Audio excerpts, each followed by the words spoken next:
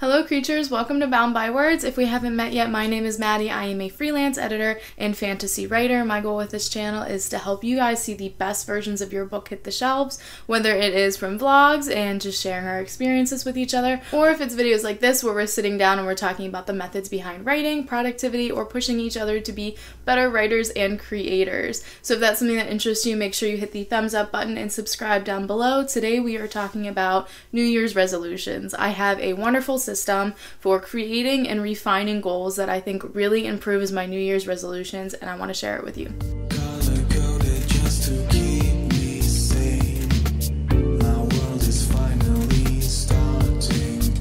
There's going to be some chapters on the timeline below and in the description if you want to jump around. First, we're going to be talking about why it's important to make your New Year's resolution goals early. Then we're going to be talking about how to refine and perfect your goals based on you and your lifestyle and habits. Then I'm going to be sharing with you guys some goals that I've made for myself as a writer and editor and a growing small business, and sort of the process that I went through to make these goals. I want to say perfect, but like, is anything really perfect? But I've really honed these goals down into something that I think would be really good for me in my next year. So without further ado, I think there are several reasons why it's important to make your goals early. And I think this is true for most list making things, whether it's a list of goals, a list of books you want to read, a list of things you want to pack for vacation. I think lists are important to be made early because then it gives you the opportunity to go and to change things as needed. So when it comes to New Year's resolutions, a lot of us have this motivation high in January where we're so excited for the new year and there's so much potential, and a lot of us, I mean, at least I feel this way, I feel like a lot of the people around me were really itching to sort of get our lives together, and that is an amazing feeling that you sort of want to ride out, but it's a little bit dangerous when it comes to goal making because it's very easy to make goals that are a little bit too high. And the problem with making goals that are too high is that it can become very stressful. Now, it's really good to push yourself, and it's really good to give yourself goals that are a little bit harder than what you normally do. That way you grow and you develop in your hobbies or schoolwork or work or whatever it is you're trying to achieve. But there is a point where the stress of doing better or doing more can get to be very harmful. So we want to make sure we make healthy goals that are based off of us and what we want to achieve.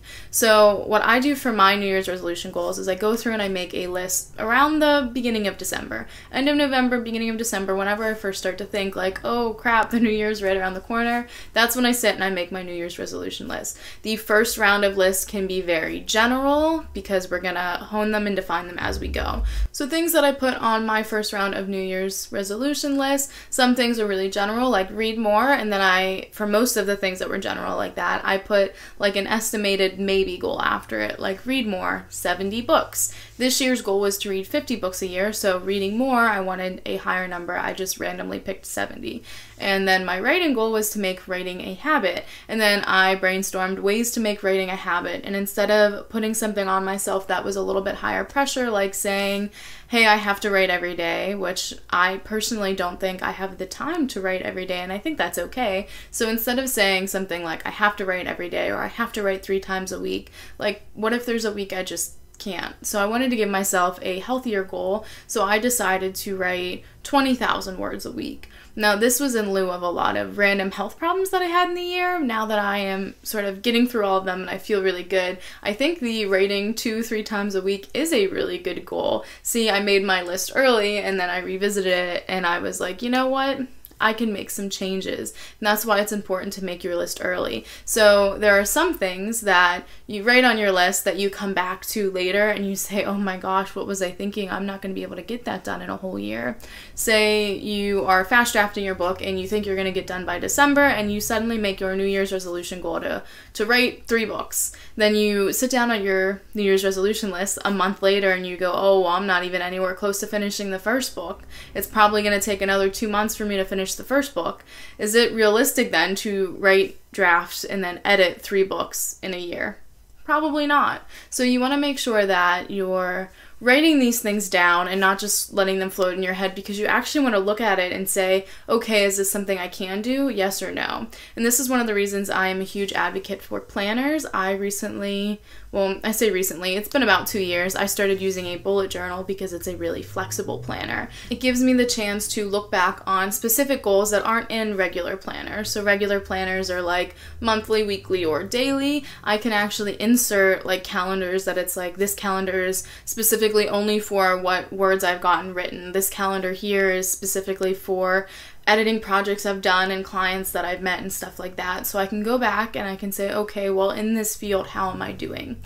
I'm also a huge fan of habit trackers. If you are a list maker or like a list checker offer, habit trackers are a great thing to consider in the new year. It usually goes by like a weekly or monthly span where there are things you want to do every day. So things I have on my habit tracker right now are like drink water, read every day. But going back to the list making, I think that it is important to look at your New Year's resolution list at least twice before you commit to the goals. Now, I'm not saying it's bad to make goals in January. I don't think it's ever too late to make goals. I have quarterly planning in my book, and then I have every 6-month planning, and then I have yearly planning. So when I look at my yearly planning, I'm really looking at larger scale goals that I can break down into 6 months or into quarters. But just because I'm making goals that are larger and span an entire year does not mean I want to accidentally make goals that are unattainable. Even just sleeping on things for a few days. I've definitely made goals before one day and then like another day on the same week I looked back at my goals and I was like, what was I even thinking by writing that down? So I would definitely recommend at least twice look at your New Year's resolution list. I like to look at it at least twice before January. The main reason why I like to get these things done by January, I'm not like a very organized person, by the way. These are one of the very few things that I prioritize like doing early, but I get these done by January because I design my bullet journals like quarterly. So I want to know what kind of extra pages I need to include, and I can definitely change it up throughout the year, but I don't want to have this really set spread and layout for January, February, March, and then at the beginning of February go, oh, well, I really should have included a page at the beginning of this quarter for my writing goals, and I didn't. So I like to get these things done early just so that I can plan how I'm going to keep myself accountable, if that makes sense. Okay, so now we're going to talk about how to refine and perfect your goals for yourself. I am a huge advocate of the SMART goal system. I've talked about it a few times on this channel. If you want me to do an entire video on the SMART goal system with more examples, then let me know in the comments below, but we are going to talk about it a little bit more detailed than I normally do right now. So the SMART goal system, it's an acronym. It stands for specific, measurable, attainable, realistic, and time-bound goals. A good goal has all 5 qualities. So specific, meaning something that you can definitely track, you can see, you can quantify somehow. So like with a reading goal, reading 70 books in a year is something that I can actually keep track of between January 1st and December 31st that I read 70 books, yes or no. So that is specific and measurable, actually. I think those two really go together, specific and measurable. And then the next two, attainable and realistic, I think go together really well. Attainable is like, is it physically possible for you to do this thing? Yeah, I can read 70 books. That's an attainable goal for me. Realistic, this is where you start looking back at your list and you look back at your other goals. So looking back at my old goal for this year, my goal was 50 books, and I went through a reading slump for a few months and I got really behind, and then I went through like a reading splurge where all I wanted to do was reading, and I got caught up, and then I went through another reading slump for just 2 weeks, and now it looks like I'm going to be finishing this year 5 books short of my goal. So it is attainable, but maybe 70 books is not realistic. In my current state of having 2 jobs in YouTube and trying to write and edit and everything, it's just too much for me to read that much. So my read more goal now for next year is going to be 50 books again. I want to hit that 50 book mark next year. I'm going to try to fight reading slumps a little bit better, and I have ways that I've created of dealing with that, but that is a separate topic. Today we're just talking about making and perfecting the goals. So that makes my goal attainable and realistic, and then time bound is in the duration of next year. So doing it again with another goal, so let's say make writing a habit, and even though I also want to try the writing 3 days a week thing, just to really make it something I'm doing steady, so I'm not crunching to meet my goals. I still like the idea of having my New Year's resolution be something like write this many words per month. Now, I wrote 20 on my original list, and I mean, I finished Nano, I did write 50,000 words for Nano, but I think it would be a lot less stressful for me if I did 15,000, because I just imagine, like, if I'm jumping back and forth between 15,000 and 20,000, that's what I'm kind of doing in my head. If I choose 20,000 and I come up at 18 or 19,000 one month, I'm just going to be a little discouraged that I was close. I think 15,000 will protect my work-life balance a little bit, and it'll give me a little bit more free time. So my new writing goal for this next year is 15,000 words every month. It is specific, 15,000 a month. Measurable. I can define yes or no whether or not I did this goal. Is it attainable and realistic? I definitely think it's attainable. I'm like a faster than average typer, but not super fast. I can do about 1,500 words an hour if I'm really focused, but I'm not always really focused. I think if I just set aside 30 hours throughout the month, whether it's 3 or 4 hours every day I have off, or if it's an hour every day, whatever I manage to do throughout the month, I do really think it's an attainable goal for me. Also, realistic is sort of how I'm talking about, like, do I have the hours? How do I write? How fast do I write? It's those kinds of things that you have to know about yourself to refine the goals. The only flaw really in this SMART goal system is you have to start making them, and you have to make poor goals before you can make better goals. So if you've never used the system, or if you don't use any way of tracking, you're gonna have to make some goals to see how it goes. Like last year, my New Year's resolution was to write 100,000 words this year. I finished that in like March or April because I was writing a lot, so it was a really low goal for me. So I made the goal, and then I was able to reflect and look back at it and say, you know what, that was not an appropriate goal. It didn't push me to do better. It didn't really get me on any better schedule. I was able to complete it and then feel like I was done. So you have to make some goals, whether you complete them and they're too easy, or whether they are totally out there and way too far away. You have to make some goals and mess them up in order to get better. So just to throw time on there, and the last one for my writing goal between January 1st and December 31st, and then individually in between every month. So through the month of January, did I write 15,000 words, yes or no? There are some important things to take into account when you're making your goals. If you don't take anything else away from this video, this part is the most important.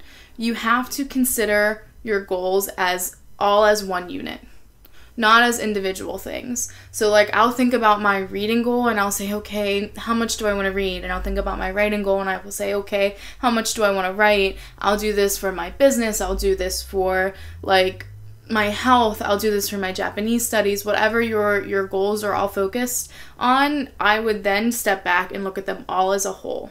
It might be attainable and realistic to read 50 books a year, and it might be attainable and realistic to write 15,000 words a month.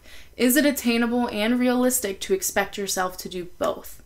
That's what's important, and I think a lot of people forget that when they take New Year's resolutions into account. So this I forget what it was actually, this interview that I watched a really long time ago, this woman was talking about, like, if you say yes to one thing, then you're saying no to another. And I honestly don't even remember what they're talking about, but this really stuck in my head. You say yes to one thing, you're saying no to another thing. If you're saying yes to being active, you're saying no to sitting on your couch. If you're saying yes to going to school, you're saying no to a lot of your free time it's going to take for you to do that homework. If you're saying yes to making this New Year's resolution goal and you want to follow through with it, then you're saying no to something in response, whether it is time or money or effort. So you can't say yes to everything is basically the point behind this. If you're saying yes to reading, you're saying no to some of the free time.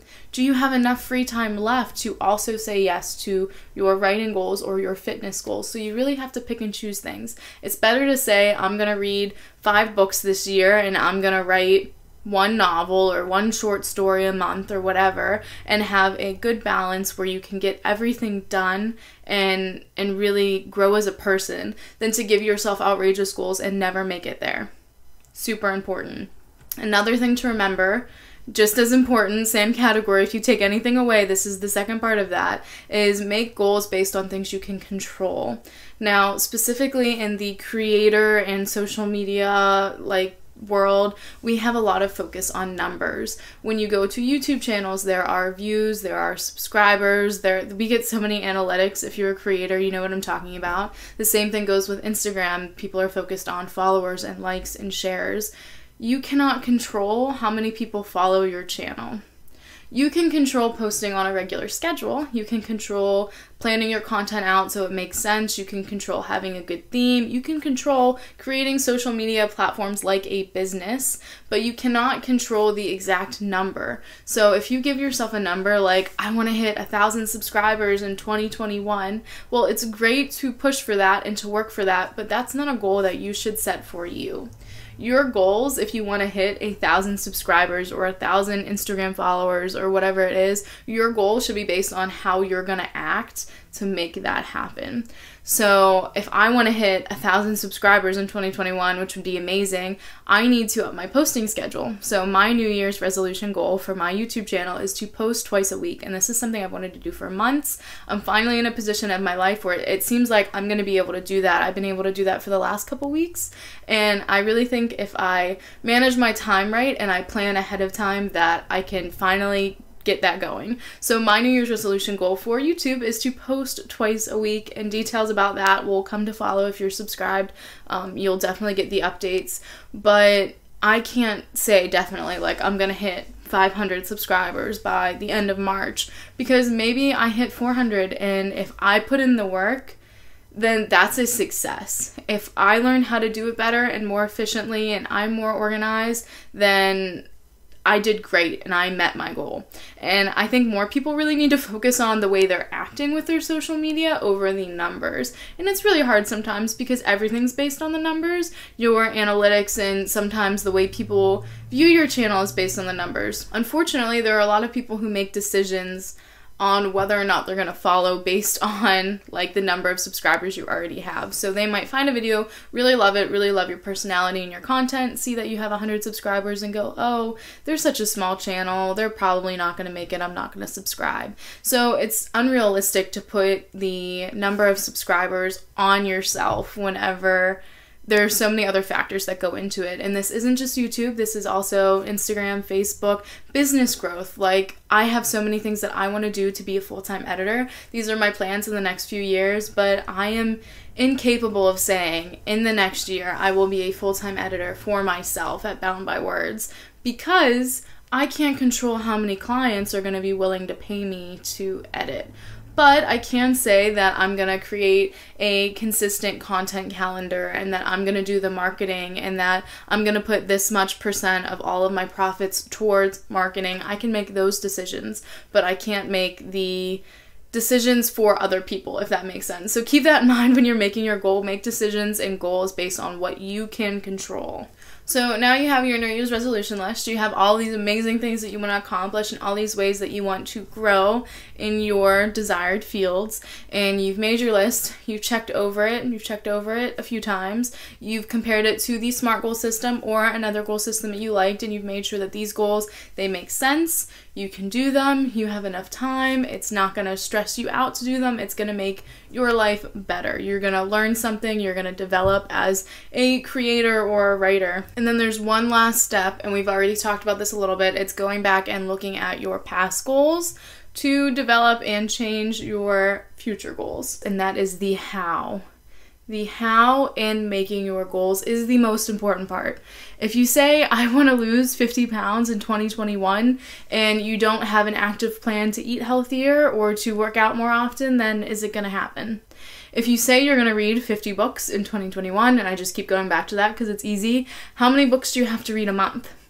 4, some months 5, and if you go through all of January and you don't read a book because you think, oh, I have the time, now you're 4 books behind, which is kind of like a lot. So the how is just as important as the goal. The how is how you get to the goal. Making New Year's resolutions isn't always about checking something off your bucket list. In some cases it might be, but in some cases it is improving yourself as a writer, as a creator, and improving yourself as a human being by improving one of your skills. And that is really important to know because it's the how that gets you there. If you want to be a good writer, then you have to write consistently, you have to get feedback, you have to rewrite, you have to practice, and you have to learn things about the craft. It is the how you plan on doing that it makes your New Year's resolutions like possible. So like my how for growing on YouTube and growing on Instagram and having a bigger platform is having a content calendar, and I have plans to create and abide by a content calendar where I'm going to update it every month. So your New Year's resolutions, whenever they're perfect and set in ink and you like them, make sure you go through each one and you decide how you're going to accomplish this thing. Now, most things don't really have to be planned all out to the end in December from the very beginning. Some things just need a general guidance of this is the path I want to go on, and some things you can plan out in January or February, or I like to do quarterly goals, so I actually break my goals up, and at the beginning of every quarter I make lists of more specific things that I want to get done. Like when my business first started, one of my growth things for my business was creating a website, so that smaller item went into one quarter. Every quarter I sit down and I'm like, okay, what kinds of things do I want to accomplish in each field of my life these 3 months. I also have a short quarterly TBR. That's my how method, and I'm constantly tweaking it. At the beginning of last year, I had yearly pages up front tracking my reading and my writing, and then halfway through the year, I had to switch to the quarterly system, so I haven't even been doing it that long because I realized that I wasn't getting enough done and I wasn't going back to those tracking pages because they were at the beginning of my bullet journal, and now in November and December, I'm in the last few pages of my bullet journal, and I'm not flipping back to the beginning to say, oh, okay, let me update my old writing tracker. I want to make a new one. So because I had that feeling, I switched my how around so that it was tailored to me better. And that's what I encourage you all to do with your New Year's goals, is to make hows, to tweak them, to experiment with them, and to really play around with how to accomplish these things better. So I have a few things that I want to accomplish in my 2021. I have them just written on a memo pad right now. I'm getting my new bullet journal for next year this week, and I'm going to start inking out what I want my spread for the new year to be. I'm not going to talk about my goals super long because that would be really boring, but I do want to go through and share with you some of the things that I want to be happening in my new year. I already told you guys that I'm planning on reading 50 books. That was like the top of the list thing that I decided that I wanted to do. I want to finish the first draft of my current work in progress. If you're interested in that and how that's going, you can check out my NaNoWriMo vlogs that I've posted over the last month. I want to write 5 short stories. I'm on like a short story kick. I am looking forward to finishing the first draft of my work in progress so that I can write short stories and I could take a break from novel writing to work on smaller pieces. Now, when I say first draft, it's sort of the second draft of my manuscript because this one is a 0 draft, and I do have a video on 0 drafting if you're curious on what the difference is. The main difference with this one is I have a lot of structural problems and I have a lot of things that I skipped, and I have a lot of scenes that I need to cut because I was writing quickly and I need to go through and refine and improve the story. So I'll consider it a first draft whenever I go through and I tweak and take out the things that no longer belong there and I fill in all of the holes. So whenever I do all that, I'll have a first draft. I want to be active every day. Now, at the time I'm filming this, I work at Starbucks. It's a very active job. I stand for 8 or 9 hours at work, plus the time like it takes me to get ready before work, and I'm like running around and lifting things, and I'm very active at work. So for now, I have it just as a goal to be active on my days off. I don't want to sit at my desk every day if I'm doing yoga or walking or whatever. So my goal in the new year is to be active every day. I have plans to become a full-time editor as soon as possible, whether that happens in February or July or maybe January 2022. I want to make sure that I'm active every day and that I'm not neglecting that part of my life. My next goal is having a content calendar for growth, creating content 2 weeks to a month in advance. And for the month in advance, I really have YouTube in mind for that, and for the 2 weeks in advance, I have Instagram in mind for that, because I feel like there are some topics that come up pretty quickly on Instagram that like I want to post about or I want to share about. Things that I suddenly am like, oh my gosh, I just had a manuscript and this was something that I learned that I could do better that I want to share with you guys. So those things sort of come quickly. So I think 2 weeks in advance is more than enough time, especially with how often I post. Whereas on YouTube, having an idea of what I want to film and post a month in advance, I think is the best way to stay on top of posting twice a week, which is my new YouTube goal, is to post twice a week instead of 6 times a month was my old goal for this last quarter. But before that, I was only doing once a week. So pending any more health tragedies, that's how I'm moving forward with that. My next goal is to take and pass the N2 exam. I was supposed to take it this year. It was canceled. I'm going to take it next year. And I really think if I have a good a good strategy of studying and preparing and practice tests, that I should have no problem passing it. I have a whole year to get ready. I am done with school in March, so like that takes a lot off my plate to help me focus on studying for this exam. And then I had this thing at the bottom, and this is an example of something that I don't have a whole lot of control over, so it's not an official goal yet, but it's something that I constantly want to keep in my mind. I want to be a full-time editor as soon as possible. And I know I just talked about this, but my how is like applying to jobs constantly, and I want to be an editor, honestly, for myself, for Bound by Words. I want to be a freelance full-time editor. That's really what I want to happen, but in the meantime, I could edit for somebody else and leave Starbucks. So these are my tentative plans. Now I am regularly applying to jobs, but it's not like I'm in the space to quit anytime soon, but I want to be in the industry, getting experience and learning how to be better full-time rather than just 20 hours a week whenever I can squeeze it in. So that's a big goal of mine, is to be able to make that shift. So because it's still 2 weeks to the end of the year, I still have some tweaking to do with this goal. It might end up being put in so many applications a month. It might end up being network, meet 3 people in the industry a month, whatever it is. I'm going to pick a how to making this happen as soon as possible, and that's going to be my New Year's resolution. It's going to be the how. But that is the general meat of my list. I have a couple more things on there, but they're a little personal, things about like staying organized and using my time wisely and like eating healthier and stuff like that. I hope you guys are making wonderful goals. Don't forget to subscribe and hit the thumbs up button. 73% of people who watch my channel are not subscribed. That's like such a high number. So if you found yourself on my channel more than once, do me a favor and hit the subscribe button, because starting now I post videos twice a week.